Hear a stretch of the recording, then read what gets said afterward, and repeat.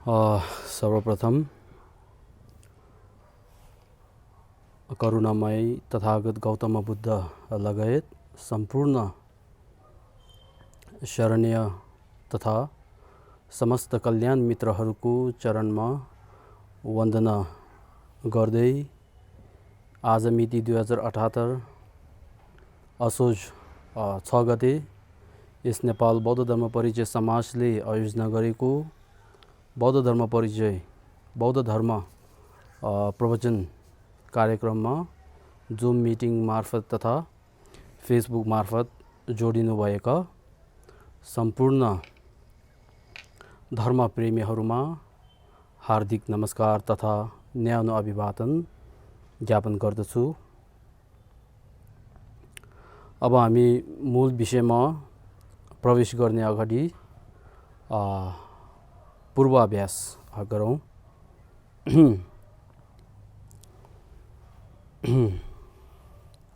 नमो तस्स भगवतो अरहतो सम्मा सम्बुद्धस्स बुद्धं शरणं गच्छामि धर्मं शरणं गच्छामि संघं शरणं गच्छामि बुद्धं शरणं गच्छामि धर्मं शरणं गच्छामि संघं शरणं गच्छामि बुद्धं शरणं गच्छामि धर्मं शरणं गच्छामि संघं शरणं गच्छामि। नमो गुरुवे नमो बुद्धाय नमो धर्माय नमः संघाय नमो गुरुवे नमो बुद्धाय नमो धर्माय नमः संघाय नमो गुरुवे नमो बुद्धाय नमो धर्माय नमः संघाय। chanjo semjo rinpoche mage panam ge gyuru che ge ba nyamba me ba kone kondo pe bara sho toni tawa rinpoche mage panam ge gyuru che ge ba nyamba me ba kone kondo pe bara sho.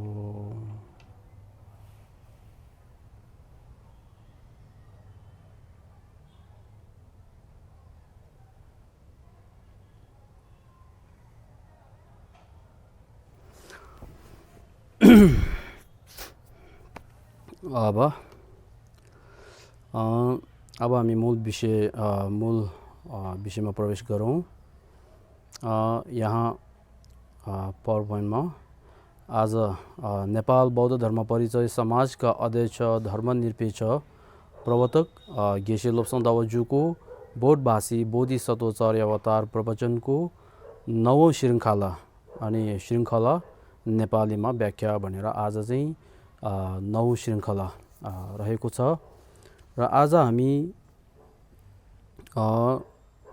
के को विषयमा हामी अध्ययन गरिनेछौँ भन्दाखेरि आजको मूल विषय चाहिँ प्रस्थान चित्तको लाभ युक्तिद्वारा सिद्धि गरिने भनेर जुन बोधिचित्तमा प्राणिधि चित्त र प्रस्थान चित्त भने दुई हुन्छन्। त्यसमध्ये प्रस्थान चित्तको लाभ युक्तिद्वारा अनि सिद्धि गरिने भनेर मूल विषय चाहिँ यो रहेको छ र त्यसको पहिला चाहिँ अस्ति हामी जुन बोधि प्रणिधि चित्तको लाभ युक्तिद्वारा सिद्धि गरिने भने त्यसमा चाहिँ केही श्लोक अहिले बाँकी रहेको छ। त्यो चाहिँ त्यसको विषयमा पहिला हामी अध्ययन गर्ने हो। त्यसको पछि प्रस्थान चित्तको लाभ युक्तिद्वारा सिद्धि गर्ने भने त्यसको विषयमा र त्यसपछि बोधिचित्त युक्त भएको जुन बोधिसत्व हामीले भनिन्छ त्यो बोधिसत्वको अनि विशेषताको विषयमा पनि हामी अध्ययन गरिनेछौँ भने पहिलो यो भन्न चाहन्छु। अब त्यसमा अस्ति हामी गत हप्तामा जुन बोधि प्राणिधि चित्तको लाभ युक्तिद्वारा सिद्धि गरिने बारे भनेर जुन सत्वहरूका मस्तिष्क अनि रोग मात्रलाई निवारण गर्छु भनी सोचे पनि हितकारी आशय साथ अपरिमित पुण्य युक्त हुन्छ भने प्रत्येक प्राणीका अपरिमित दुःखको निवारण गर्ने इच्छा हुनु प्रत्येकद्वारा पनि अपरिमेय गुणहरू सिद्धि गर्न भन्नै पर्दैन भनेर जुन युक्तिद्वारा बोधि प्रानिधि चित्तको लाभहरू भनिएको छ। अब त्यो सबै सकेको छैन अहिले। त्यो आज चाहिँ श्लोक यहाँ आउँछ है।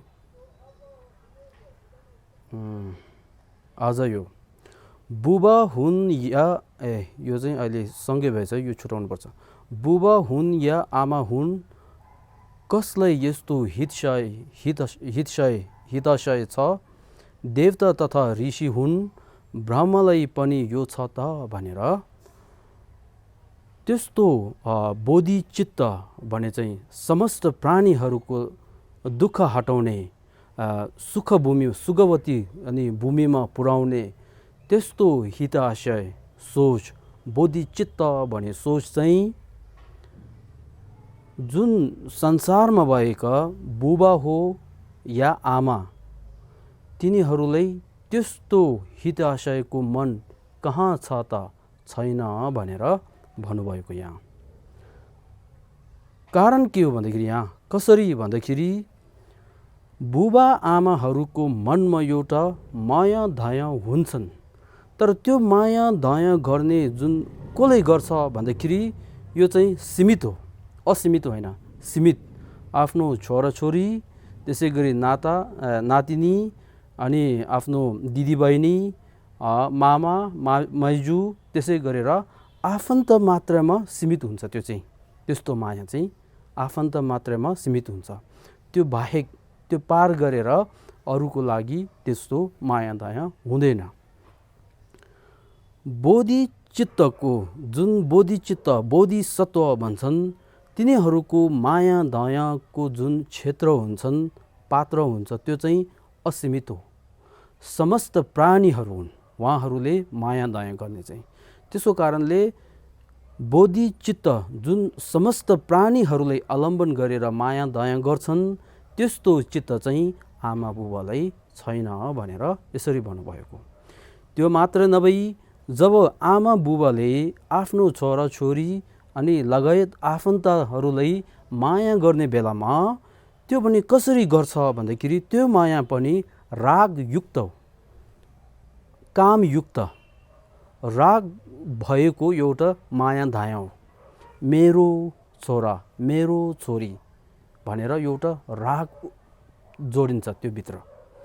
तर सत्वहरूले, बोधिसत्वहरूले जब प्राणीहरूलाई माया दया हुन्छन्, त्योहरू सबै के हो? राग रहितका, काम रहितका, द्वेष रहितका एउटा शुद्ध विशुद्ध एउटा अनि माया दया हुन्। त्यसको कारणले त्यस्तो विशुद्ध माया दया, त्यो पनि समस्त प्राणीहरूलाई माया दिन सक्ने त्यस्तो चित्त चाहिँ अनि आमा र बुबा, आमा हो या बुबा, कसैले पनि त्यस्तो चित्त चाहिँ हित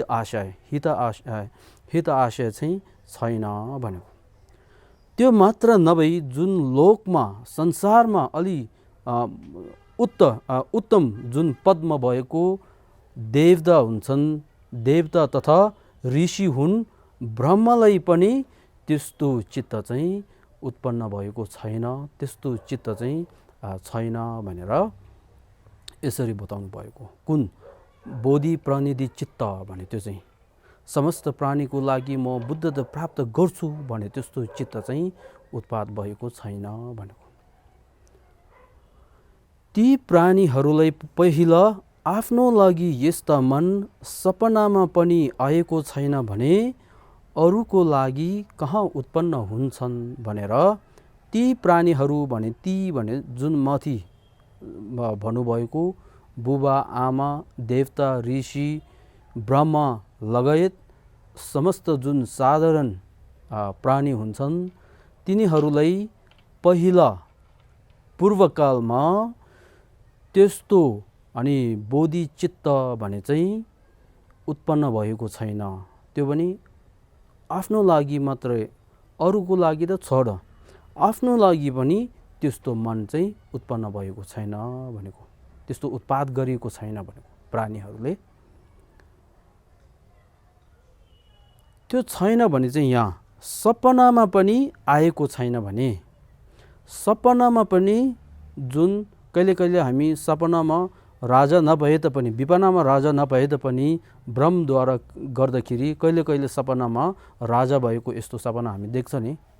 हो त्यसै गरी सपनामा पनि हामीले प्राणीहरूले बोधिचित्त उत्पाद भएको अनि देखेको छैन भने विपन्नमा त कहाँ हुन्छ भने त्यो सपनामा पनि आएको छैन भने सपनामा पनि स्वर र पारको लागि बोधिचित्त उत्पन्न भएको छैन भने विपन्नमा कहाँ उत्पन्न हुन्छ भनेर त्यस्तो चित्तरत्न चाहिँ साधारण प्राणीहरूलाई उत्पन्न भएको छैन भनेर बताउनु भएको हो।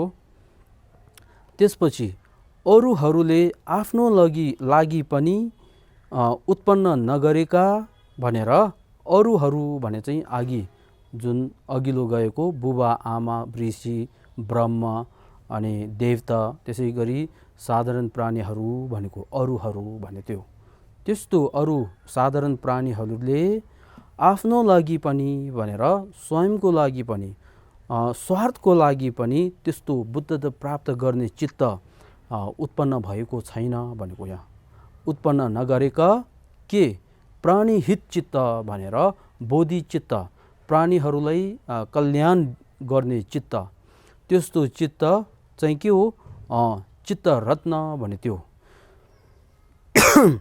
त्यस्तो चित्तरत्न विशेषता भएको चाहिँ पहिलो नभएको अद्भुत चित्त उत्पन्न भयो भनेर पहिलो नभएको अद्भुत चित्त उत्पन्न भयो भने त्यसमा चाहिँ व्याख्या गर्दै बेलामा दुई श्री परमपावन सद्गुरु दलाई लामाज्यूले द्वारा व्याख्या गर्ने एउटा तरिका त्यसै गरी आर्य अनि धर्मकीर्तिले जुन बोधिचित्त बोधिसत्वचार्य अवतारको टीका व्याख्या लेख्नु भएको छ त्यसमा पनि एउटा व्याख्या गर्ने भनेर दुई व्याख्या हुन्छ त्यसमा।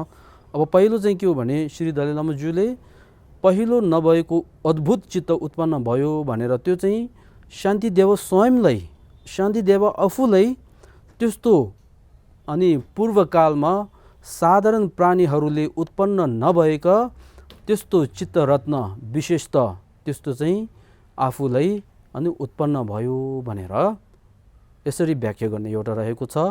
र दोस्रो धर्मकृतिले व्याख्या गर्ने चाहिँ के रहेछ कसरी रहेछ भने प्राणीहरूले पूर्वकालमा जुन बोधिचित्त उत्पन्न गरिएको छैन त्यो चाहिँ अहिले प्राणीहरूले अब बोधिचित्त उत्पन्न गरोस् भनेर अनि प्रार्थना गरेको मेलम गरेको हो भनेर यसरी व्याख्या गरिने रहेछ। त्यसपछि अब त्यस्तो बोधिचित्तको विशेषता कस्तो रहेछ भने यहाँ तीन कारणद्वारा बन्नुहुन्छ तीन विशेषताद्वारा सारा जगतका आनन्दको हेतु जगतका दुःखको औषधि रूपी दुई चित्तरत्न भनेर तीन विशेषता त्यस्तो चित्तलाई तीन विशेषता छ अरे। पहिला चाहिँ के रहेछ सारा जगतका आनन्दको हेतु भनेर आकाश समानका जुन सत्व प्राणीहरू छन् तिनीहरूलाई तिनीहरूको जुन सुख चाहेको छ त्यस्तो सुखको हेतु मूल हेतु भनेको चाहिँ बोधिचित्त हो भनेको पहिलो।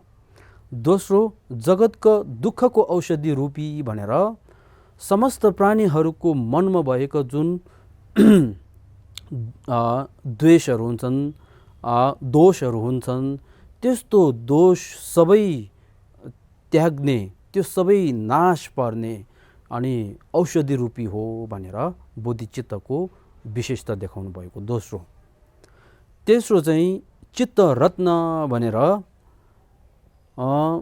त्यस्तो बोधिचित्त भनेको चाहिँ के हो भन्दाखेरि समस्त प्राणीहरूको सबै इच्छा सुसम्पन्न गर्ने रत्न जस्तो हो भनेर यस्तो तीन विशेषता भएको अनि बोधिचित्त भनेको। त्यस्तो तीन विशेषता युक्त भएको बोधिचित्तको जुन पुण्य हुन्छ त्यो पुण्यलाई हामीले गिन्ती गर्न सक्छ भन्दाखेरि यहाँ जुन पुण्य हुन्छ त्यसलाई कसरी नाप्न सकिन्छ भनेर त्यसलाई हामीले नाप्न सकिँदैन भनेको। बोधिचित्तको जुन पुण्य हुन्छ त्यसलाई हामीले नाप्न सकिँदैन, त्यसको तुलना हामीले गर्न सक्दैन, त्यसको गिन्ती हामीले गर्न सक्दैन। त्यसको लाभ चाहिँ अनि अनगिनित, असङ्ख्य, अतुलनीय हो भनेर बोधि जुन अहिले हामी बोधि प्रतिनिधि चित्तको विषयमा हामी कुरा गरिरहेको छौँ यहाँ। त्यसो कारणले बोधि प्रतिनिधि चित्तको लाभ भनेको यस्तो छन् भनेर बताउनु भएको।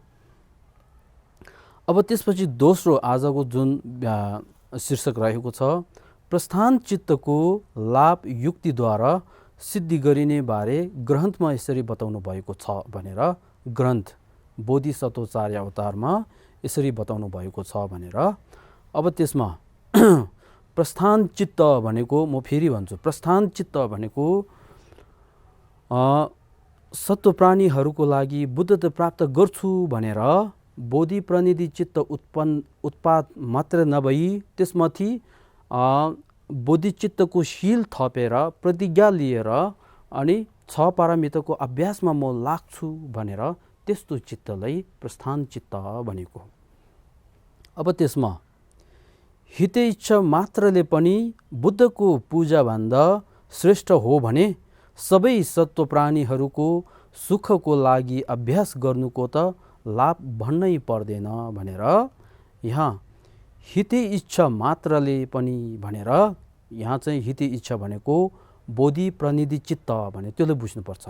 समस्त प्राणीको लागि बुद्धत्व प्राप्त गर्छु भने चित्तलाई, त्यो चित्त छ नि, त्यो चित्तलाई बुझ्नुपर्छ।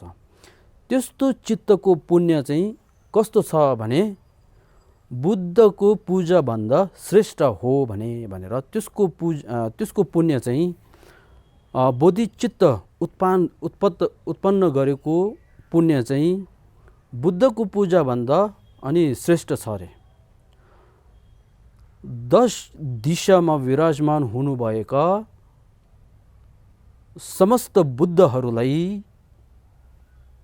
रत्न जुन सुन चाँदी लगायत रत्नहरूले अनि जुन पूजा पदार्थ हुन्छन् त्यस्तो पूजा पदार्थले सदैव दिनदिनै पूजा गर्यो भने, पूजा अर्पण गर्यो भने त्यो पूजा अर्पण गरेको पुण्यभन्दा बोधिचित्त जुन उत्पन्न गर्छ त्यसको पुण्य चाहिँ अनि ठुलो छ, श्रेष्ठ हो, उत्तम छ भनेर यसरी बताउनु भएको।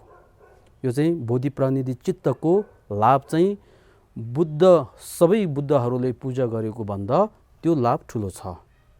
अब त्योभन्दा सबै सत्व प्राणीहरूको सुखको लागि अभ्यास गर्नु भनेर अब के हो, यो चाहिँ बोधि प्रस्थान चित्त भनेको।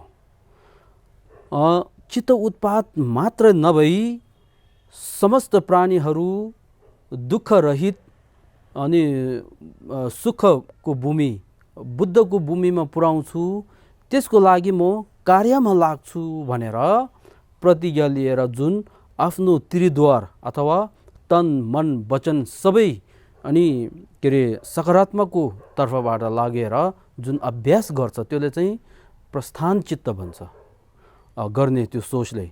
त्यस्तो अनि चित्तको लाभ चाहिँ त्यो भन्दा पनि ठुलो हो, त्यो भन्दा पनि ठुलो छ भनेको। त्यसको कारणले यहाँ यो किन हो भन्दाखेरि बुद्धलाई हामीले रत्नले भरेको सुन चाँदी जे भए तापनि त्यस्तो पूजा पदार्थ हामीले पूजा अर्पण गर्ने बेलामा त्यो पूजा गर्ने व्यक्तिको मनमा बोधिचित्त हुन आवश्यकता छैन है। कोही बोधिचित्त नभए तापनि त्यसरी अनि श्रद्धाद्वारा पूजा गर्ने त्यस्तो पनि हुन्छ, तर पनि त्योले महायानको मार्गमा लागेको छैन। त्यो अहिले महायानको मार्गमा नलागेको कारणले बुद्ध प्राप्त हुनको लागि नजदिक भएको छैन अहिले। अब बोधि प्रस्थान चित्त भने त्यो चाहिँ सत्व प्राणीहरूलाई हित पुर्याउनको लागि, कल्याणकारीको लागि उहाँ चाहिँ मार्गमा लाग्नु भइसक्यो। अब त्रिद्वार भन्छ नि, तन मन वचन सबै मार्गमा लागेर अब बोधि प्राप्त गर्ने त्यसको मार्गमा सुरु भइसकेको। त्यसको कारणले त्यस्तो चित्त भएको चाहिँ सबै के अरे बोधि प्रणिधि चित्तभन्दा लाभ ठुलो छ भने त्यो बुझ्यो है। हो,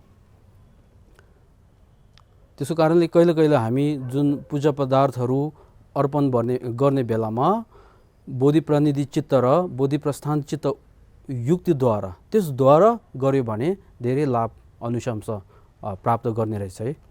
हो, त्यो त्यसको स्रोत चाहिँ कहाँ छ भने यहाँ समाधि राजसूत्रमा भनेर तिङजिज्ञ दोलेस करोडौँ क्षेत्रमा भएका बुद्ध बोधिसत्वलाई विभिन्न पूजा पदार्थ भएका उत्तम पुरुषहरूलाई सदैव पूजा गरेको लाभ मैत्री चित्तको पुण्य लाभसँग तुलना गर्न सकिँदैन अरे।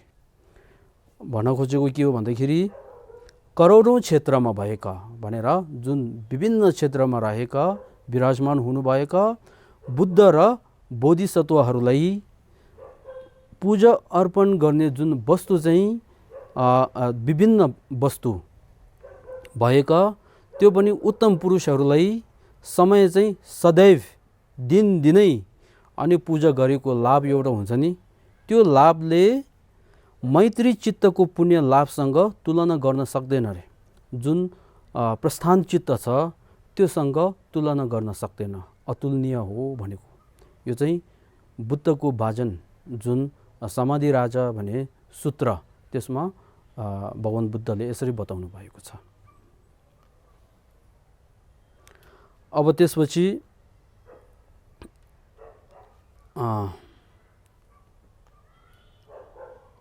सबै सत्व प्राणीहरूको सुखको लागि अभ्यास गर्नुको लाभ त भन्नै पर्दैन अरे। अब त्यसपछि दुःख हटाउने इच्छा भए तापनि दुःखतर्फ नै दौडिरहन्छ, सुख चाहने इच्छा भए तापनि अज्ञानताले गर्दा आफ्नो सुखलाई शत्रु चाहिँ नाश गर्ने गर्छन् भनेर यो श्लोक चाहिँ आयो।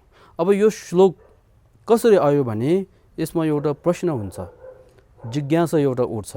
जस्तै कि यहाँ जुन अघिल्लो श्लोकमा प्रस्थान चित्त भनेको चाहिँ के हो, सत्व प्राणीहरूको लागि बुद्धता प्राप्त गर्छु भने शील थपेर प्रतिज्ञा लिएर अनि 6 पारमिताको अभ्यासमा लागेको हो नि। अब यहाँ चाहिँ प्रश्न के आउँछ भन्दाखेरि त्यस्तो बोधिसत्वहरूले बोधिचित्त उत्पाद गर्नु पर्दैन, बोधिचित्त उत्पाद गरेर 6 अभ्यास अनि पारमिताको अभ्यासमा लागेर प्राणीको हितको लागि यस्तो गर्नु पर्दैन। किनभने प्राणीहरूले आफ्नो दुःख हटाउने त्यो समस्या अनि हटाउनको लागि केही कार्य गरिरहेको छ, अभ्यास गरिरहेको छ। त्यसै गरी प्राणीहरूले आफ्नो अनि सुख प्राप्त गर्नको लागि केही अभ्यास गरिरहेको छ, ऊ आफै गरिरहेको छ। त्यसको कारणले बोधिसत्वहरूले चित्त उत्पाद गरेर प्राणीको लागि त्यस्तो काम गर्नु पर्दैन भनेर यस्तो सोच आउन सक्छ नि। त्यसै गरी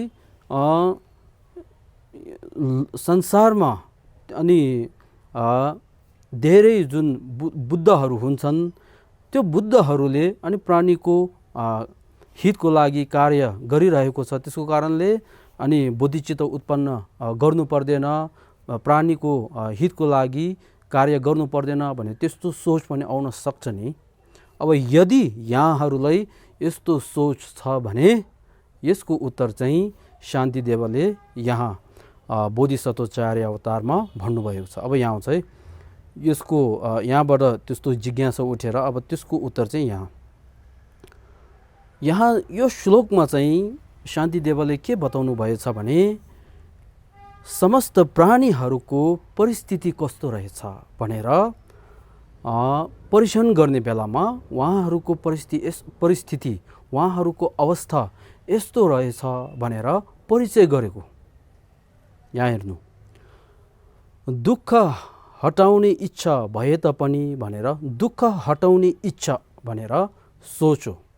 प्राणीहरूले एउटा सोच के छ भने मलाई दुःख चाहिँदैन, समस्या चाहिँदैन, म समस्याबाट टाढा रहन चाहन्छु, दुःखलाई त्याग्न चाहन्छु भनेर त्यस्तो सोच इच्छा एउटा छ भनेको। त्यस्तो इच्छा छ तर त्यो इच्छा सिद्धि गर्नको लागि प्राप्त गर्नको लागि जुन कार्यमा लाग्छ त्यति बेला त्यो कार्य चाहिँ इच्छाको जुन इच्छा छ त्यसको विपरीतमा जान्छ भनेको यहाँ। इच्छा भए पनि दुःखतर्फ नै दौडिरहन्छ भनेर दुःख हटाउने इच्छा छ, तर दुःख हटाउने दुःखको हेतु के हो, दुःखको कारण के हो, दुःख कसरी उत्पन्न हुन्छ भनेर त्यसको विषयमा अज्ञानता भएर त्यसको विषयमा ज्ञात नभएको कारणले अनि के गर्छ भन्दाखेरि दुःखको हेतु सञ्चय गर्छ, दुःखको कारण सञ्चय गर्छ। जस्तै कि पेट भर्नको लागि अरूलाई ठग्ने, झुकाउने,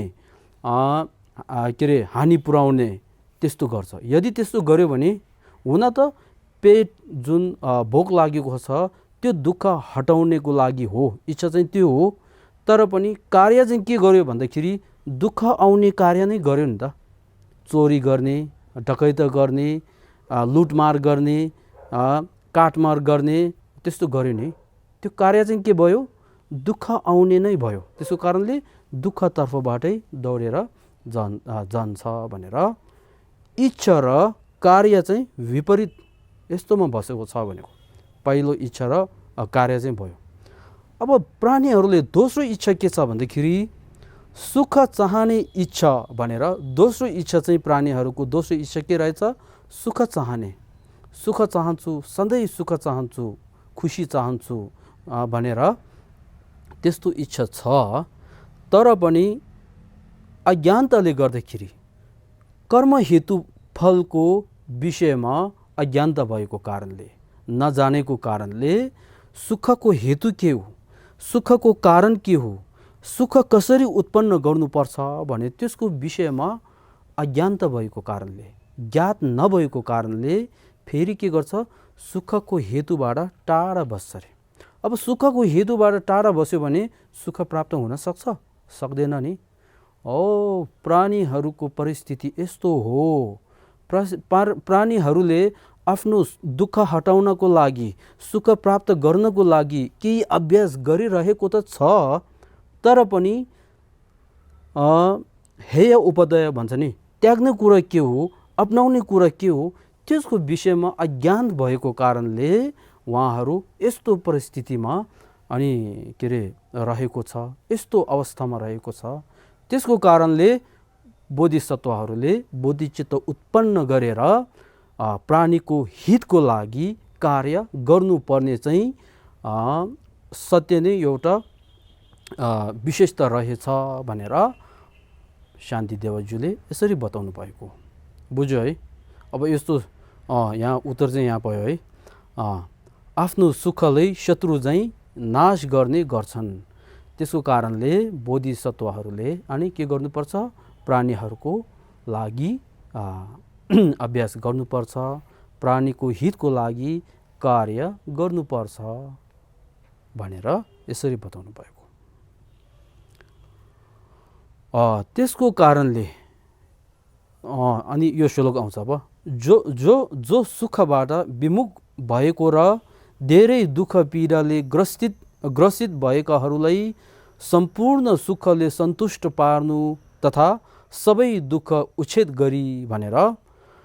अब प्राणीहरूको परिस्थिति अवस्था यस्तो दुर्बल भएको कारणले अनि जुन बोधिसत्वहरूले के गर्नुपर्छ, सुखबाट विमुख भएको भनेर, जुन प्राणी सुखबाट टाढा भएको, सुख नभएको र सदैव दुःख पीडा भोगिरहेको त्यस्तो प्राणीहरूलाई के गर्नुपर्छ भन्दाखेरि सन्तुष्ट पार्नु तथा भनेर उहाँहरूको मनको इच्छा जस्तै अनि मनको इच्छा सुसम्पन्न गर्नको लागि के गर्नुपर्छ, सबै दुःख उच्छेद गरी भनेर समस्त प्राणीहरूको दुःखहरू सबै अनि हटाउने, नाश पार्ने,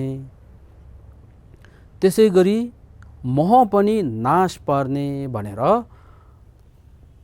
प्राणीहरू दुःख कसरी भोगिरहेको छ भन्दाखेरि अज्ञानताको कारणले, मोहको कारणले अनि दुःख भोगिरहेको हो।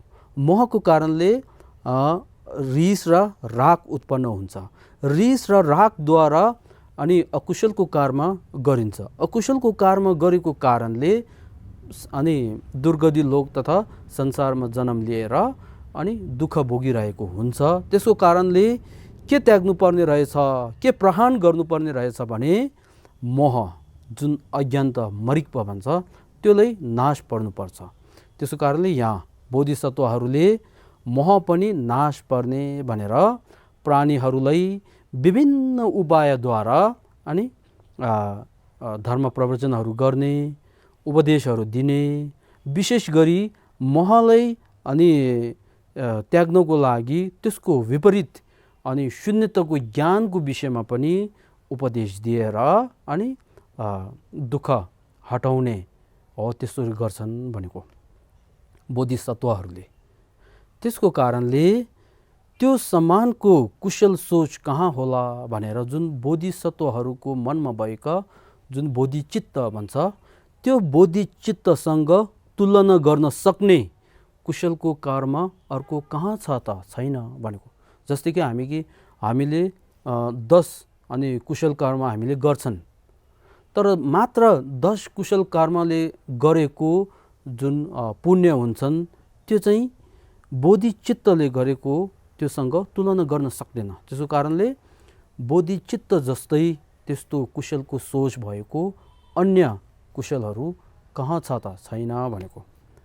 त्यसै गरी यस्तो मित्र पनि कहाँ होला भनेर अनि बोधिसत्व जस्तै त्यस्तो मित्र अनि कहाँ छ त, छैन भनेको।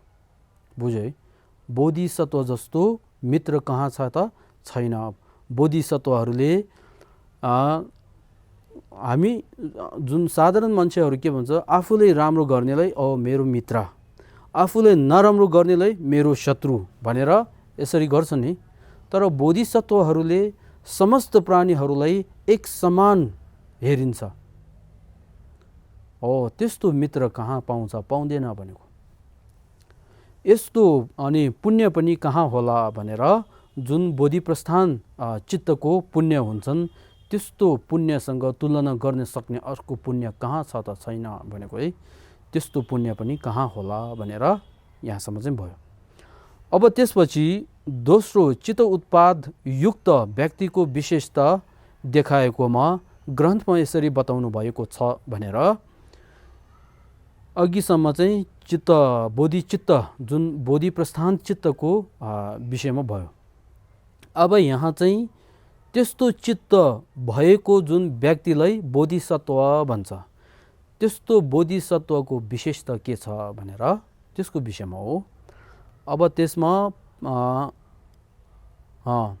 उपकारको बदला चुकाउने त्यो पनि प्रशंसनीय हो भने बिना जिम्मा दिई राम्ररी हित गर्ने बोधिसत्वहरूको बारेमा त के भन्नुपर्छ भनेर कोही समाजमा यस्तो हुन्छ, एउटा बा आमाले आफ्नो छोरालाई सानैदेखि माया दया गरेर राम्ररी हुर्काउने त्यसरी गर्छन् र त्यसपछि बिस्तारै त्यो बच्चा चाहिँ ठुलो हुँदै गएर पछि बा आमा अनि वृद्धको अवस्थामा हुने बेलामा अनि त्यस्तो छोराछोरीले म सानो हुने बेलामा मेरो बुवा आमाले यसरी मलाई हेर्नुभएको छ, राम्ररी हेर्नुभएको छ, माया दया दिनुभएको छ, अब मैले त्यस्तो कृपाहरू सम्झेर उहाँहरूलाई बदला चुकाउनु पर्छ, कृतज्ञता अनि गर्नुपर्छ भनेर त्यस्तो सोचद्वारा यदि छोराछोरीले बुवा आमालाई अनि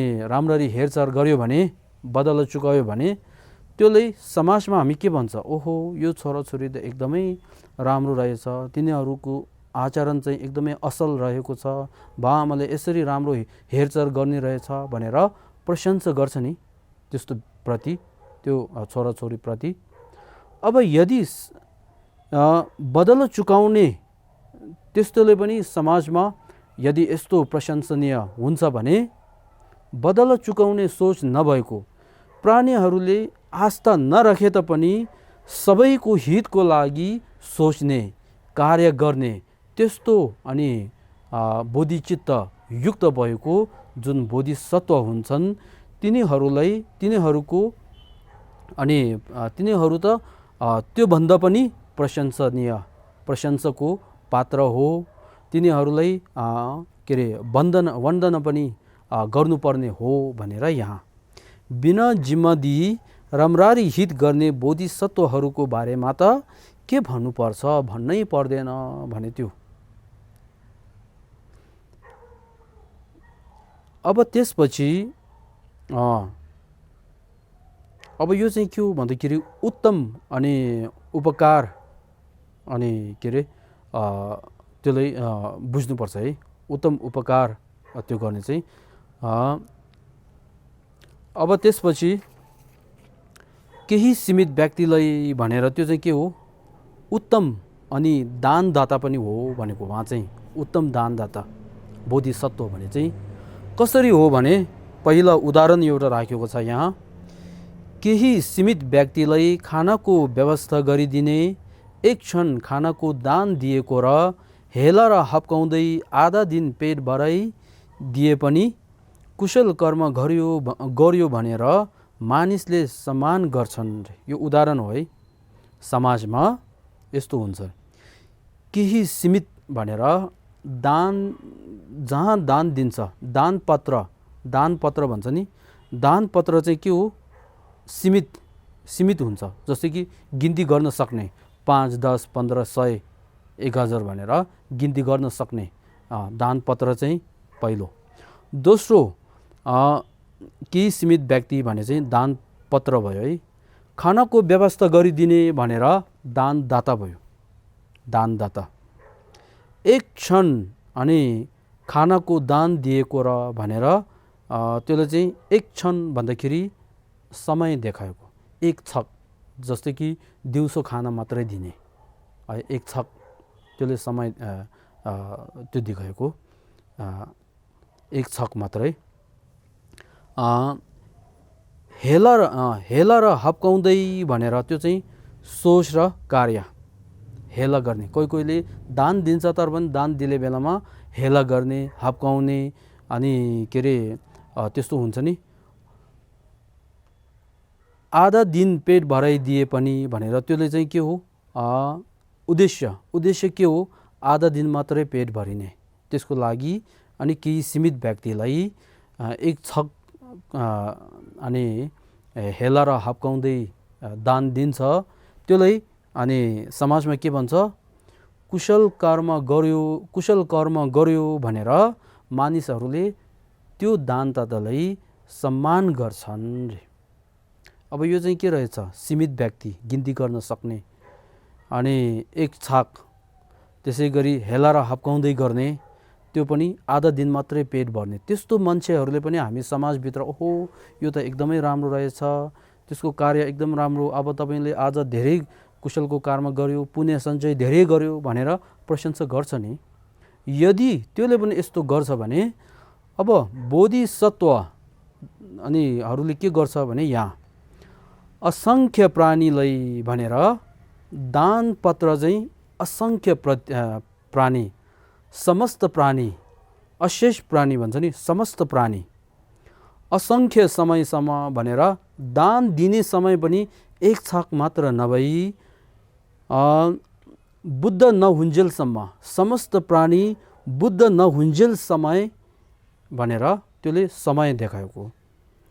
त्यसपछि सुगतको अनुत्तर सुख भनेर जुन दान दिने पदार्थ हुन्छ, पदार्थ जस्तो त्यो के हो भन्दाखेरि सुगतको अनुत्तर सुख भनेर बुद्ध भूमिको सुख दिनुहुन्छ अरे दानमा हो। त्यो चित्तका सबै कामना सम्पन्न गर्ने भनेर प्राणीहरूको मनमा भएका जुन इच्छा हुन्छ त्यो इच्छा सबै अनि पूर्ण गर्ने भनेको।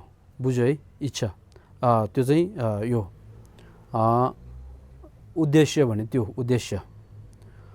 पाँचौँमा सदैव दान गर्ने भनेर त्यो पनि सदैव अनि दान गर्ने बेलामा पनि माया दायाँद्वारा मुहार पनि हाँसिलो मुहार देखाएर यसरी गरेर अनि दान दिनुहुन्छ भनौँ। त्यस्तो 5 विशेषता युक्तद्वारा अनि दान दिनुहुन्छ अरे।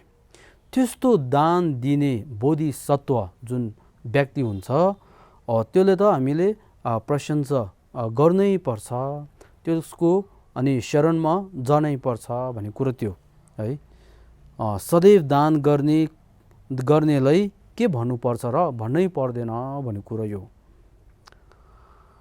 अब त्यसपछि हामीले कुशलको कर्म पनि गर्छन्, अकुशलको कर्म पनि गर्छन्, पाप कर्म पनि गर्छन्।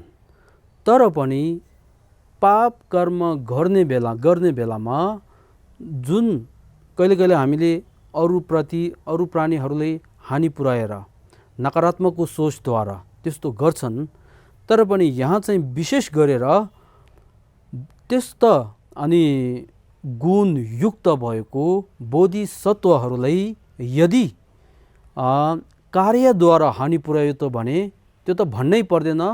मात्र सोच हानि पुर्याउने सोच आए तापनि त्यसको सोच जति अनि समयसम्म आउँछ त्यति समय कल्पौँ अनि नर्कमा जन्म लिएर दुःख भोग्नुपर्छ भने चाहिँ यो। अब यहाँ जसले यस्ता जिन पुत्र दाता प्रति भनेर जो प्राणीले यस्ता जिन पुत्र दाता भनेर बोधिसत्व, जिन प्राणी भनेको बोधिसत्व, त्यस्तो बोधिसत्व चाहिँ के हो, दाता भनेर अघि जुन दान दिनुहुन्छ नि उहाँहरूले, त्यस्तो दाताप्रति यदि कुविचार उत्पन्न गरियो भने, कुविचार मात्रै उनीहरूले हानि पुर्याउने मात्रै सोच उत्पन्न भयो भने त्यसको अनि फल के भोग्नुपर्छ भने त्यो दुष्ट चित्त पैदा भएको क्षण बराबरको कल्पसम्म भनेर एक मिनट भनौँ। अब 1 मिनट त्यस्तो हानि पुर्याउने कुविचार सोच आयो भने 1 मिनटको कल्पसम्म अनि नर्कमा जन्म लिएर दुःख भोग्नुपर्छ, त्यो निश्चय हो भनेर बताउनु भएको छ। नर्कमा बास बस्नु पर्ने हुन्छ भनी मुनिले बताउनु भएको छ भनेर मुनि तथागत गौतम बुद्धले यसरी बताउनु भएको छ भनेर बताउनु भएको छ। अब यस सम्बन्धी यहाँ के आउँछ भन्दाखेरि यस सन्दर्भमा सूत्रको आगम चाहिँ भनेर तथागत गौतम बुद्धले के बताउनु भएछ भने यथा प्रशान्त विनिश्चय सूत्रमा बताएको छ, हे मञ्जुश्री, बोधिसत्वलाई क्रोधित चित्त उत्पन्न भई हेप्ने चित्त उत्पन्न भयो भने क्रोध गर्ने बोधिसत्व नर्कमा जन्मिने भएकाले क्रोध गर्नु हुँदैन। एक बोधिसत्वले अर्को बोधिसत्व प्रति यदि यस्तो गर्यो भने त्यो गर्नु हुँदैन भनेको। हे मञ्जुश्री, बोधिसत्वले अपकार गरेको बाहेक अन्य कुनै कर्मले पनि दुर्गतिमा पतन गराउन सक्दैन। त्यसै गरी अर्को एउटा फेरि सूत्रमा श्रद्धा बल उत्पन्न हेतु अवतार मुद्रा सूत्रमा भनिएको छ, गङ्गा नदीको बलुवा समान चैत्य बत्काएको र जलाउने पुनः कुनै कुलपुत्र या कुलपुत्रीले महायानमा रुचि राख्ने महाबोधिसत्वलाई हानि गर्ने चित्त, कडा व्यवहार, नराम्रो व्यवहार र द्वेषचित्त, रिस उठेको रिस उत्पन्न भएर हप्काए भने असङ्ख्य पाप सञ्चय गरिनेछ भनेर यसरी बताउनु भएको छ। त्यसै गरी त्यो किनभने अब यो किन हो भने कारण चाहिँ बोधिसत्वबाट उत्पाद भएका भगवान बुद्धहरू हुन् रे।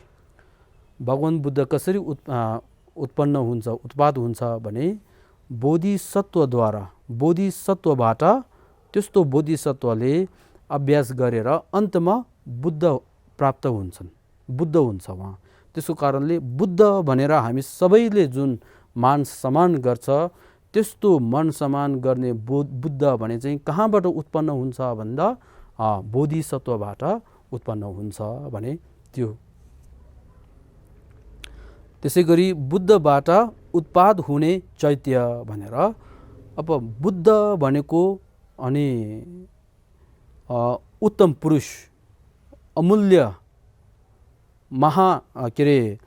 महात्मा भनेर यसरी बुझ्यो भने अनि के हुन्छ, बुद्धको काया अनि प्रतिमा बनाउने त्यस्तो गर्छ नि, जुन चैत्यहरू बनाउनुहुन्छ। यदि महात्मा भने, बुद्ध भने उहाँको अमूल्य, उहाँ कस्तो हो भनेर नबुझ्यो भने यस्तो चैत्यहरू बनाउँदैन नि। त्योहरू सबै बनाउने सबै कहाँबाट आउँछ भन्दाखेरि बुद्धबाट उत्पाद हुने चैत्य अरे। सबै सुखको सामग्री र सबै देवकुलहरू हुन्। बोधिसत्वप्रति अभद्र गर्यो भने समस्त बुद्धहरूलाई अभद्र व्यवहार गरेको समान हुन्छ भनेर यसरी बताउनु भएको छ, आदि भनिएको छ अरे। अब त्यसमा यदि बोधिसत्वलाई हानि पुर्याउने कुविचारको सोच उत्पन्न भयो भने त्यसको फल नर्कमा यसरी भोग्नुपर्छ भनेर भन्यो नि। अब त्यसको विपरीतमा, तर जसको मन प्रसन्न हुन्छ त्यसको फल त्योभन्दा बढी फैलिन्छ।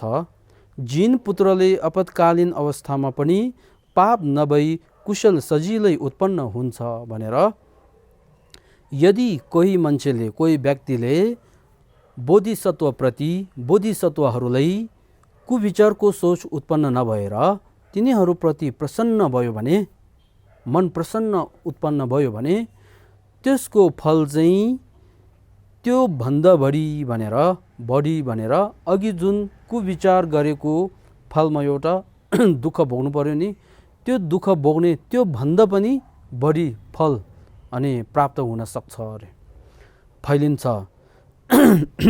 जिन पुत्रले आपतकालीन अवस्थामा पनि पाप नभई कुशल सजिलै उत्पन्न हुन्छ भनेर, अब यहाँ चाहिँ के हो भन्दाखेरि जिन पुत्रलाई भनेर बोधिसत्वहरूलाई आपतकालीन भनेर केही समस्याहरू पर्यो भने तिनीहरूले सोच नराम्रो समस्या जति भए तापनि एउटा सोचले गर्दाखेरि त्योहरू सबै अनि कुशलको सोचमा परिवर्तन गर्न सक्छ उहाँहरूले। त्यसको कारणले जति विघ्न बाधा आउँछ त्योहरू सबै उहाँहरूले अनि परिवर्तन गरेर सोच चाहिँ मन विचलित नभएर जन अनि कुशलको कारमा सञ्चय गर्ने, त्यसरी उहाँहरूले गर्न सक्छ अरे। एउटा चाहिँ यो। दोस्रो चाहिँ आपतकालीन भन्दाखेरि जुन बोधिसत्वहरूलाई केही प्राणीहरूले कुविचारद्वारा हानि गर्यो भने तिनीहरूले हानि गर्ने व्यक्तिप्रति मन रिस नउठेर, क्रोधित नभएर जन के हुन्छ, माया दया अनि जगिन्छ अरे त्यो प्राणीप्रति। त्यसको कारणले जति बाहिरबाट हानि पुर्याए तापनि उहाँहरूको मन चाहिँ जन के हुन्छ, कुशल बढिन्छ, जन माया दया जगिन्छ। त्यसको कारणले यहाँ आपतकालीन अवस्थामा पनि पाप नभई, अब हामी साधारण मान्छे जस्तो हो भने के हुन्छ, एउटाले हानि गर्यो भने जन उसको प्रति हामी के गर्छ, क्रोधित हुन्छ, फेरि अकुशलको कर्म गरिन्छ नि। अब बोधिसत्वहरूले पाप गर्दैन अरे, त्यसको अनि बदलामा के हुन्छ, जन माया दया जगेर कुशल उत्पन्न हुन्छ, जन कुशल सजिलै उत्पन्न हुन्छ भनेर यसरी बताउनु भएको छ। अब यो सम्बन्धित मैले एउटा कथा एउटा सुनाएँ भने तपाईहरूलाई, पहिला अनि तथागत गौतम बुद्ध त प्राप्त हुने पूर्व उहाँ चाहिँ बोधिसत्व हुनुहुन्छ। बोधिसत्व हुने बेलामा उहाँ बोधिसत्वको जुन 6 पारमिता छ त्यो अभ्यास गरेर यसरी बस्नुहुन्छ। उहाँ चाहिँ त्यो बेला उहाँको नाम चाहिँ ऋषि शान्तिवाद भनेर सदैव अनि शान्तिको विषयमा प्रवचन दिने, शान्तिको अभ्यास गरिरहने त्यस्तो एउटा ऋषि हुन् उहाँ चाहिँ। अनि उहाँ चाहिँ बनारसको अनि जङ्गलमा अनि एकान्त शान्तिको अभ्यास गर्ने अनि त्यसरी गरेर उहाँ बस्नुहुन्छ। त्यो बेला त्यहाँका एक राजा र त्यसै गरी रानी अनि केही परिषदहरू परिवार भनौँ अनि मन्त्रीहरू गरेर अनि जङ्गलमा यसरी जङ्गल जुन हुन्छ त्यहाँ यसरी घुम्न गयो अरे। घुम्न जाँदाखेरि अनि त्यहाँ जङ्गलमा पुगेर अनि उहाँहरू एकछिन विश्राम गरेर अनि खानाहरू खाने त्यसै गरी जान रक्सी अब के छ त्यहाँहरू खाएर अनि राजा र उहाँको जुन मन्त्रीहरू हुन्छन् तिनीहरू एकछिनको लागि निन्द्रामा गयो अरे। तर पनि जुन रानी र परिषद हुन्छ, रानीको परिषद जुन हुन्छ तिनीहरू चाहिँ के अरे ननिन्दाएर अनि वरिपरि यसरी बगैँचाहरू हेर्न यसरी गयो अरे। हो यसरी जाने क्रममा उनीहरू कोसँग भेट्यो भन्दाखेरि ऋषि शान्तिवाद भने उहाँसँग भेट्नुभयो अरे। ठाउँसँग सेपमावा भने उहाँ चाहिँ एकदमै ध्यानमा बसेर बस्नुभएको रहेछ। अनि रानी र रानीको परिषदहरू यसरी आएर उहाँ देख्ने बित्तिकै अनि उनीहरूको मनमा एकदमै एउटा के भन्छ अब सुख जस्तो एउटा महसुस त्यस्तो भएर एकदमै खुसी महसुस भएर अनि उहाँहरू त्यो ऋषि शान्तिवादको वरिपरि यसरी बस्नुभयो अरे। यसरी बस्दाखेरि केही क्षणपछि त्यो ऋषि अनि शान्तिवाद चाहिँ ध्यानबाट उठेर जब आँखा खोल्दाखेरि अनि रानी र रानीको परिषदहरू उहाँको वरिपरि यसरी बसेको उहाँले देख्नुभयो। देख्दाखेरि उहाँले अब उहाँहरूलाई क्षण सम्पद अनि मानवको चोला दुर्लभको विषयमा प्रवचन दिने, त्यसै गरी मृत्यु अनित्यको विषयमा, त्यसै गरी कर्म हेतु फलको विषयमा, विशेष गरी शान्तिको विषयमा, सहनशीलको विषयमा अनि प्रवचन यसरी उहाँले दिनुभएको छ। त्यो दिने क्रममा उहाँ राजाहरू अघि निन्द्रामा गएको छ नि, उहाँहरू फेरि निन्द्राबाट जाग्दाखेरि वरिपरि रानीहरू छैन रे। अब नभएको कारणले मन्त्रीहरूले सोद्धाखेरि उहाँहरूले पनि थाहा भएन। अनि अब रानीहरू कहाँ गएको छ भनेर राजा र मन्त्रीहरू यसरी खोज्न जङ्गलमा बगैँचातिर जाँदाखेरि रानी र परिषदहरू सबै ऋषि शान्तिवादको वरिपरि बसेर प्रवचन सुनिरहेको यसरी देख्नुभयो अरे। यसरी देख्ने बेलामा त्यो राजाको मनमा एकदमै ईर्ष्या जागेर अनि ठाउँसँग सेवामा जुन ऋषि शान्तिवाद छ उहाँले तिमी को भनेर अनि यसरी के अरे छलकपट गरेर मेरो अनि रानी र परिषदहरूलाई ठगेर भनेर यसरी एकदमै क्रोधित भएर अनि सोध्यो अरे तिमी को भनेर सोद्धाखेरि ऋषि शान्तिवादले हाँसिलो मोहरद्वारा शान्ति अनि अवस्थामा उहाँले उत्तर दियो कि म ऋषि शान्तिवाद हो भनेर भन्दाखेरि त्यो राजा चाहिँ झन् क्रोधित भएर अनि तिमी अब शान्ति अभ्यास गर्ने हो कि होइन म हेर्छु भनेर उहाँको हात काट्ने, तलवार निकालेर उहाँको हात काटेपछि फेरि सोध्यो अरे तिमी को भन्दाखेरि फेरि त्यो अनि ऋषि शान्तिवादले हाँसिलो मोहरद्वारा शान्ति अवस्थामा भन्नुभयो म ऋषि शान्तिवाद हो भनेर। फेरि त्यो राजा चाहिँ नपताएर अर्को हात काट्ने, त्यसै गरी दुवै जुन पाउ खुट्टाहरू काट्यो अरे। त्यो काटिसकेपछि पनि राजाले सोध्ने बेलामा ऋषि शान्तिवादले त्यसरी नै उत्तर दिनुभयो म ऋषि शान्तिवाद हो भनेर भन्नुभयो। अनि तपाईँले मेरो हात पाउ मात्र नभएर मेरो सबै शरीरलाई टुक्रा टुक्रा पारेर गरे तापनि म तिम्रो प्रति के अरे मेरो शान्तिको अभ्यास जुन छ त्यो चाहिँ म कहिले पनि छोडिँदैन भनेर उहाँले यसरी भन्नुभयो अरे। अब त्यसरी भन्दाखेरि अब राजा चाहिँ अलि छक्क परेर, अब यस्तो सबै काटेर रगत निकालिरहेको छ, फेरि पनि उहाँ एकदमै शान्ति अवस्थामा हाँसिलो मुहारदेखि यसरी उत्तर दिँदाखेरि उहाँ अलि छक्क परेर अब सत्य नै तिमी को हो भनेर फेरि सोद्धाखेरि त्यसले भन्यो म छान्ती ऋषि छान्ती वाद हो भनेर। अनि उहाँले प्रार्थना गर्यो रे, उहाँले सत्य कुराद्वारा उहाँले के गर्यो भन्दाखेरि यदि मैले जुन अहिले के अरे राजाले क्रोधितद्वारा मेरो हात पाउ काट्ने बेलामा उहाँलाई एक क्षण पनि रिस उठाएको छैन भने, रिसाएको छैन भने, त्यो सत्य हो भने त्यो सत्यको बलद्वारा जुन मेरो पाउ र हात काटेको छ त्यो पुनः अनि जोडियोस् भनेर यसरी प्रार्थना गर्ने बेलामा, प्रार्थना गर्ने बित्तिकै फेरि पाउ र हात सबै पुनः पहिला जस्तै नै भयो रे। हो यसरी हुने बेलामा अनि राजा र अनि मन्त्रीहरू एकदमै पश्चाताप भएर अनि उहाँले चाहिँ अब हामीलाई माफ गर्नुहोस् भनेर यसरी पश्चाताप भयो रे।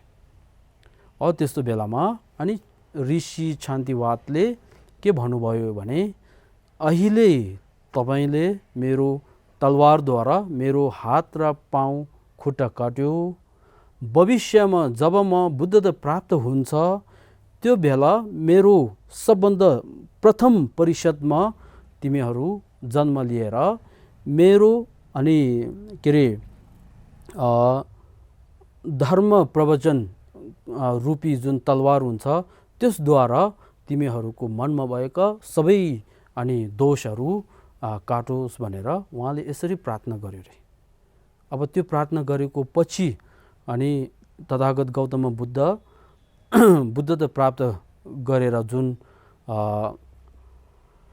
बोधगयामा बोधि वृक्षको मुनि बुद्धता प्राप्त गरेर बनारसको शरणार्थ बने स्थानमा प्रथम धर्मचक्र जुन 4 आर्य सत्यको विषयमा उहाँले धर्मदेशना गर्नुभयो।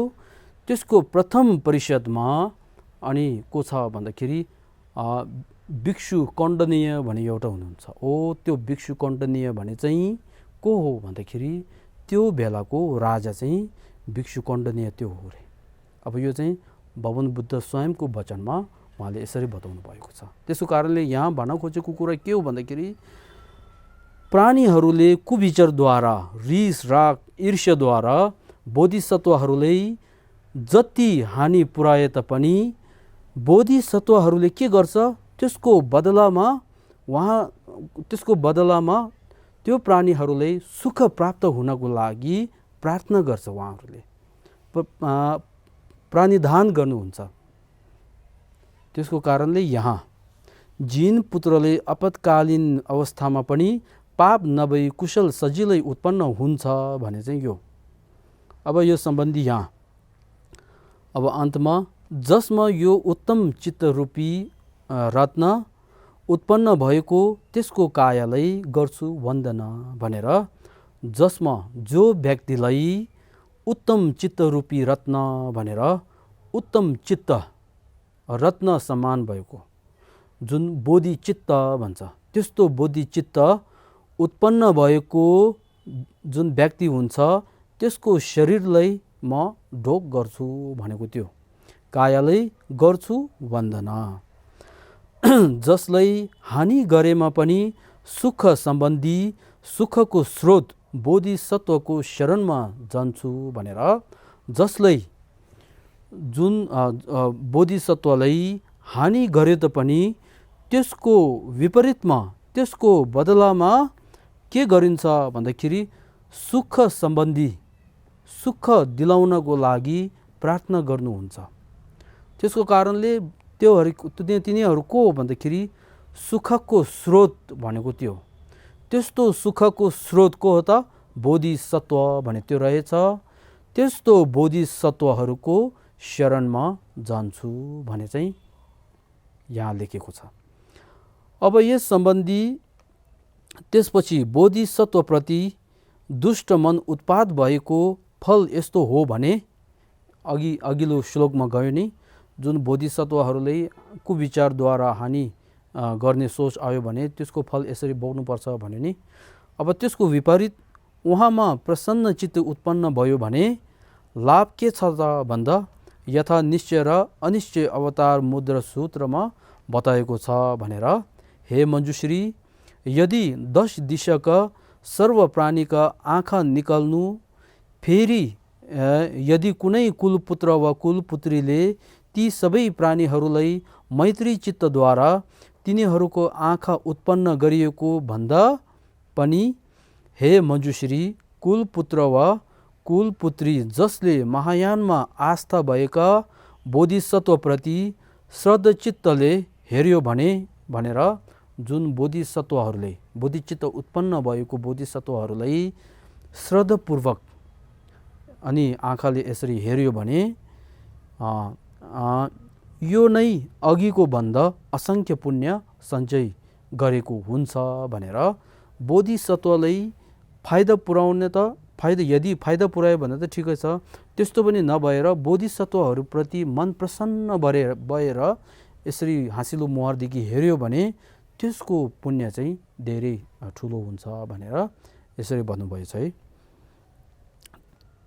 अब यहाँ हे मञ्जुश्री, कुनै कुलपुत्र वा कुलपुत्रीले 10 दिशाका प्राणीहरू कारागारमा थुनिएका सबै सत्वलाई जेलबाट निकालेर चक्रवर्ती राजाको सुख वा ब्रह्मको सुखमा पुर्याउनु भन्दा, हे मञ्जुश्री, कुलपुत्र वा कुलपुत्री जसले महायानमा आस्था राख्नेलाई प्रसन्न चित्तले हेर्ने इच्छा भई उहाँको प्रशंसा पनि गरियो भने अघिको भन्दा पनि असङ्ख्य पुण्य सञ्चय गरेको हुन्छ भनी धेरै सूत्रहरूमा बताउनु भएको छ रे।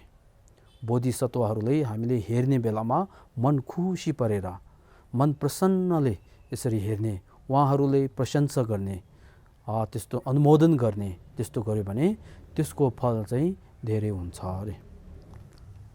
अब यहाँ वर्णन गरिएका हानि र राम्रो गरिने स्थान बोधिसत्व चाहिँ बोधिसत्व पृथकजन भएको शिक्षा समुच्चयमा भनिएको छ भने, शिक्षा समुच्चय भन्दाखेरि एउटा ग्रन्थको नाम हो। त्यो चाहिँ जुन शान्तिदेव स्वयंले रच्नु भएको एउटा ग्रन्थ छ, त्यसलाई शिक्षा समुच्चय भन्छ।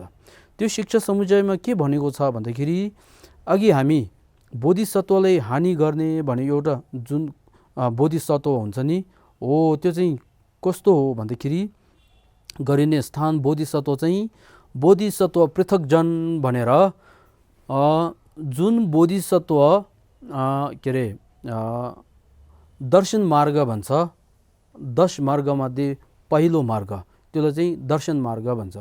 त्यो दर्शन मार्गमा नपुगेका पनि जुन बोधिसत्व हुन्छ, जस्तै कि सम्भार मार्गमा अनि प्रयोग मार्गमा जुन बसिरहेका बोधिसत्वहरू हुन्छन्, हो तिनीहरूले पनि के अरे त्यो गर्नु हुँदैन भनेको। अब जुन दर्शन मार्गमा पुगेका बोधिसत्वहरू धेरै माथि छ, त्योभन्दा तल चाहिँ प्रयोग मार्ग र अनि सम्भार मार्गमा बसेका जुन बोधिसत्वहरू हुन्छन् त्यसले भनेको।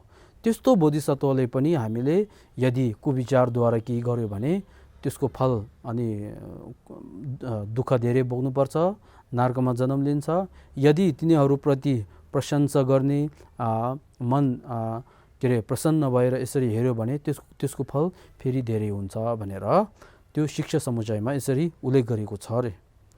त्यो मात्र नभई महायान कुलमा स्थित चित्त उत्पाद नगरेकाले पनि हप्काउन आदि गर्नु हुँदैन भनेर बोधिचित्त उत्पाद नभएका जुन मात्र अहिले के अरे करुणा जुन महायानको यहाँ लेखेको छ नि, महायान कुलमा स्थित भनेर, महायान कुलमा स्थित भएका तर बोधिचित्त उत्पाद भएको छैन, करुणा उत्पाद भएको तर बोधिचित्त उत्पाद नभएको, त्यस्तो करुणा युक्त भएको प्राणीहरूले पनि के अरे व्यक्तिले पनि हानि गर्नु हुँदैन, हप्काउने आदि यस्तो गर्नु हुँदैन भनेको।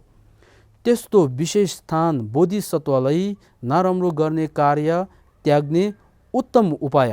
अब यहाँ छ नि, यदि बोधिसत्वहरूलाई हानि पुर्यायो भने त्यस्तो फल दुःख भोग्नुपर्छ भने, अब त्यसलाई बोधिसत्वहरूलाई हामी साधारण प्राणीहरूले बोधिसत्वहरूलाई अनि के अरे हप्काउन नगर्ने, हानि नपुर्याउने हो त्यस्तो उपाय के छ भन्दाखेरि त्यसको विशेष उपाय चाहिँ भगवान बुद्धले यहाँ भन्नुहुन्छ।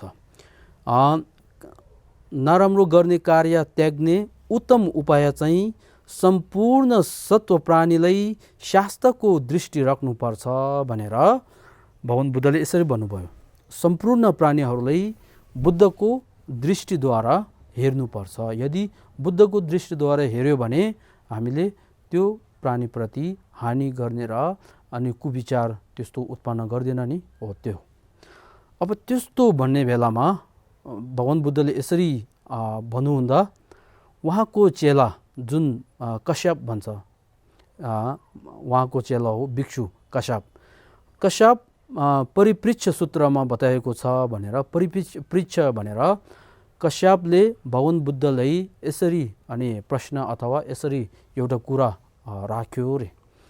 त्यो कुरा राखेकोमा के छ भन्दाखेरि हे भगवान, अबदेखि मैले सबै प्राणीमा शास्त्रको दृष्टि राख्नेछु।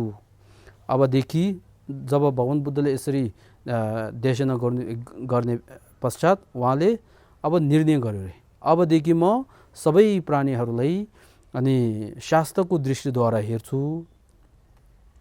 त्यो किन भनेर उहाँले भन्नुभयो। कुन सत्व प्राणीमा बोधि प्राप्तिको इन्द्रियहरू भएको र कसलाई नभएको बारेमा मलाई थाहा छैन रे। यो प्राणी बोधि प्राप्त भएको हो, यो प्राणी बोधि प्राप्त भएको छैन भनेर मलाई त्यस्तो अनि थाहा हुन सक्ने त्यस्तो ज्ञान छैन। त्यसको कारणले उहाँलाई पनि बोधि प्राप्त गरेको हुनसक्छ, उहाँले पनि बोधि प्राप्त गरेको हुनसक्छ। त्यसको कारणले कसले बोधि प्राप्त भएको छ, कसले भएको छैन भनेर मलाई अनि यसरी छुटाउन सकिँदैन। त्यसको कारणले म सबै प्राणीहरूलाई बुद्धको दृष्टिले हेर्छु भनेर उहाँले यसरी भन्नुभयो। भन्दा अब त्यसलाई फेरि भगवान बुद्धले यसरी भन्नुहुन्छ। भगवानले भन्नुभयो, हे कश्यप, साधु साधु भनेर लेख्सो भनेर राम्रो हो भनेर यसरी भन्नुभयो रे। साधु यो शब्द राम्रो भन्यो, तपाईँले यो कुरा चाहिँ एकदम राम्रो भन्नुभयो रे। हे कश्यप, मैले यो विषयलाई देखेर भनेर त्यस्तो विषय, त्यस्तो अवस्था, त्यसको विषयमा भगवान बुद्धले ज्ञात भएर अनि उहाँले के भन्नुहुन्छ भन्दाखेरि हे भिक्षुगण। अब यहाँ चाहिँ भिक्षुगण भनेर लेखेको छ है, अब हामी सबैले बुझ्नुपर्छ। हे भिक्षुगण, म जस्ताले पुद्गलको मानसिक स्थिति ग्रहण गरिन्छ भनेर म बुद्ध शाक्यमुनि उहाँ स्वयं र त्यसै गरी अन्य जुन बुद्धहरू हुन्छन् तिनीहरूले मानिसहरूलाई के गुण हुन्छ भने सबै उहाँहरूले थाहा हुन सक्छ, ग्रहण गर्न सक्छ भनेको। पुद्गलले पुद्गलमा मानसिक स्थित गर्दैन भनेको। अब एउटा पुद्गल साधारण मान्छे रे अर्को साधारण मान्छेलाई अब त्यो चाहिँ बुद्धता प्राप्त भयो कि भएन भने त्यसको मानसिक अनि सम्पूर्ण उहाँको मानसिक के रहेछ भनेर ज्ञात हुन सक्दैन भनेको। सक्दैन। हे भिक्षुगण, पुद्गलमा मानसिक स्थिति ग्रहण गरियो भने दोष लागिने बुझ्न है भनेर। यदि एक पुद्गलले, एक साधारण पुरुषले अर्को साधारण पुरुषको मानसिक थाहा हुन सक्दैन, यदि थाहा छ भनेर यसरी के गर्यो भने अनि पाप धेरै गर्न सक्छ भनेको। पाप धेरै गर्न त्यस्तो हुन्छ भने कोही व्यक्ति बाहिरबाट हेर्दाखेरि अनि व्यवहारद्वारा हेर्दाखेरि एकदमै नराम्रो हुन सक्छ, तर पनि मनमा गुण के हुन्छ त्यो हामीले बुझ्न सक्दैन। त्यो बाहिरको व्यवहारले गर्दाखेरि उहाँको मनलाई उहाँले यस्तो गुण छैन रहेछ भनेर त्यस्तो निर्णय गरेर अनि अपशब्दहरू, कुशब्दहरू त्यसरी गर्यो भने अनि के हुन्छ, पाप कर्म पनि गर्न सक्छ भनेको। यो चाहिँ कस्तो हो भन्दाखेरि एउटा खल्टोभित्र मुनि आगो बलिरहेको र त्यसको माथि घाँसले यसरी छोपिरहेको। अब त्यो त्यसमा हामीले यसरी जाँदाखेरि त्यस्तो खल्डो कहाँ छ भने नबुझेर यसरी त्यसमा हामीले पस्यो भने अनि आगोले जलाउने गर्छ नि। त्यसै गरेर प्राणीहरूले यो राम्रो हो यो नराम्रो रहेछ भने यसरी कुविचार कुवचन त्यस्तो भन्नु हुँदैन भन्यो। कसले के गुणहरू छ त्यो हामीले थाहा हुन सक्दैन भनेर यसरी उहाँले बताउनु भएको छ। भनी तिमीलाई त्यस्तो धर्म देशना गरेर आदि भन्नुभएर भनेर यसरी भन्नुभएको। अब यहाँ चाहिँ धर्मगुरु गेशे लोसाङ दाओजु उहाँ स्वयंको गुरु हुनुहुन्छ खेन्दाम्बा भने उहाँ स्वयंको गुरु गेवेसिनी गेशे लोप्साङ ग्यासो भने हुनुहुन्छ। उहाँले यसरी भन्नुहुन्छ अरे भिक्षु भिक्षुनी भित्र भन्दा गृहस्थीहरूमा बोधिसत्व अनि धेरै हुन्छ भनेर उहाँले यसरी बताउनु भयो रे। बुझ्नुभयो है? भिक्षु भिक्षुनी भित्र बोधिसत्वहरू हुन सक्छ हुन्छन्, तर पनि भिक्षु भिक्षुनी भन्दा कहाँ बढी हुन्छ भन्दाखेरि गृहस्थीहरूमा धेरै हुन्छ भनेर यसरी भन्नुभयो रे। त्यसको कारणले भिक्षु भिक्षुनी मात्र नभई गृहस्थीहरूभित्र पनि हामीले एक अर्काले यो यस्तो रहेछ भनेर यसरी कुविचारद्वारा कुदृष्टिद्वारा हेर्नु हुँदैन भनेर यसरी बताउनु भएको छ। र आजको विषय चाहिँ हामी यहीँ समाप्त गरिनेछौँ। अब आज हामीले जुन अध्ययन गरिएको छ त्यसको चाहिँ संक्षेपमा भन्यो भने सङ्ग्रहितमा गर्यो भने जुन बोधि प्रानिधि चित्तको अनि लाभ युक्तिद्वारा सिद्धि गरिने भने त्यसको जुन बाँकी के अरे बुबा हो या आमा हो कसले यस्तो हिताशय छ भनेर त्यसको विषयमा हामी अध्ययन गरेको। र त्यसै गरी आजको मूल शीर्षक चाहिँ प्रस्थान चित्तको लाभ युक्तिद्वारा अनि सिद्धि गरिएको भनेर त्यसको विषयमा हामी अध्ययन गऱ्यौँ। र त्यसपछि बोधिचित्त युक्त भएको जुन बोधिसत्व हुन्छ त्यो बोधिसत्वहरूको विशेषता के रहेछ भनेर त्यसको विषयमा हामी अध्ययन गरेको हो भने यो भन्न चाहन्छु। अब हामी अन्तिमको परिनामना गरौँ।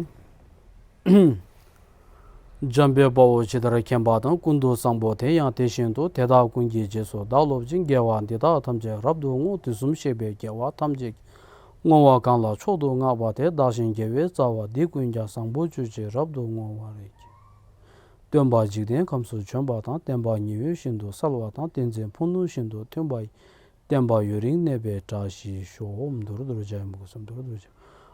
duru jaya mu ke swaha